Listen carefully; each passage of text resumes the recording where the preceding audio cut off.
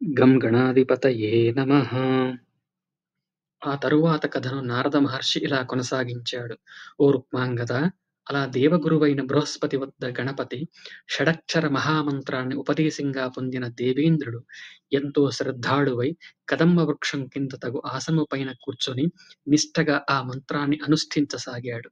మనస్సును నిగ్రహించి కేవలం వాయువును మాత్రమే భక్షిస్తూ అలా 1000 సంవత్సరాల కాలం గణేశునికై ఘోర తపస్సును ఆచరించాడు.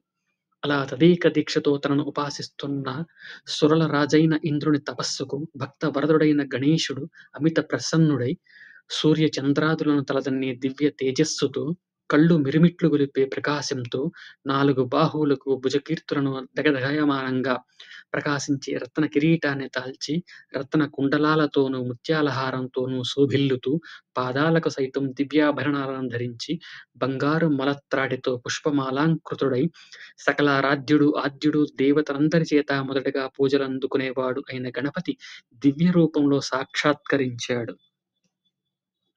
ఆ మూర్తిని చూసిన ఇంద్రుడు క్షణకాలం విభ్రాంతి చెందాడు.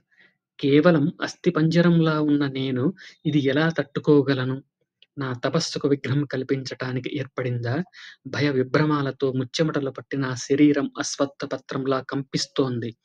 ఇలా అనుకుంటూ కలవరపడుతున్న ఇంద్రుని భయాన్ని సర్వజ్ఞుడైన గజాననుడు అతని భయం పోయేలా మృదుమధురంగా ఇలా అన్నాడు. ఓ సురేంద్రా! ఇంద్రా! షడక్షర మహామంత్రంతో ఎవరినైతే నీవిన్నేళ్లుగా ఆరాధిస్తున్నావో ఆ మంత్రమూర్తినైన గణపతిని నేనే. నీ కఠోర తపోదీక్షకు కడు సంతుష్టుడనైనాను. యావత్ సృష్టి, స్థితి, లయ నా వల్లనే జరుగుతున్నాయి. కనుక నీ మనోభీష్టం ఎలాంటిదైనా అనుగ్రహిస్తాను. సంకోచించకుండా అడుగు. అమృతోపములైన ఆ వాక్కులు చెవిన పడగానే హృదయములోంచి భక్తి పెల్లుబికి రాగా, సాష్టాంగ దండ ప్రమాణాలు ఆచరించి చేతులు మోడ్చి గద్గస్వరంతో పులకిత గాత్రుడై ఇలా అన్నాడు. ఓ ప్రభూ! నీ గుణగణాలను త్రిమూర్తులు అష్టదిక్పాలకులు సైతం తెలుసుకోలేరంటే ఇక సామాన్యుల గురించి చెప్పేదేముంది? సృష్టి స్థితి లయాలు నీ వల్లనే జరుగుతాయి.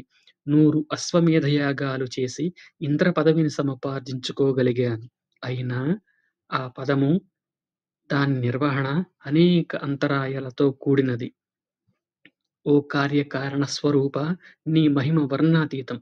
నీవెవరినైతే అనుగ్రహించదలిచావో వారికి మాత్రమే నీ లీలావిభూతి ఎరుగుట సాధ్యం. అతి దుస్సాధ్యమైన నీ అనుగ్రహం వల్లనే నీ గుణగణాలను వర్ణించగలను. నిర్గుణ స్వరూపుడవై, ఆద్యంతాలకతీతుడవై, సకల జగదాధారుడవై, నిత్యానిత్య జ్ఞాన స్వరూపుడవై వెలుగొందే పరబ్రహ్మవే నీవు.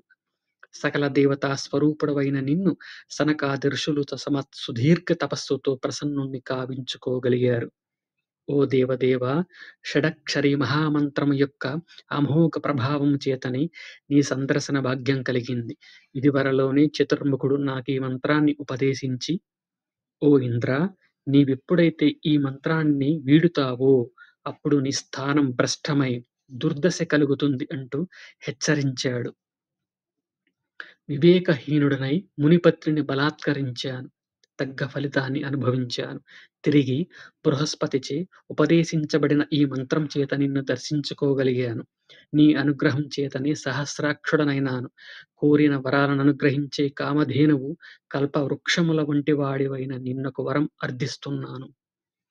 ఈ ప్రదేశాన్ని, కదంబపురాన్ని చింతామణిపురమని ప్రసిద్ధికెక్కేలాగున అనుగ్రహించు.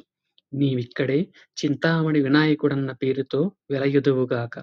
నీ చరణారవిందముల పట్ల విస్మృతి లేనట్టి భక్తిని నాకనుగ్రహించు. ఈ సరోవరానికి చింతామణి సరోవరమన్న ఖ్యాతి.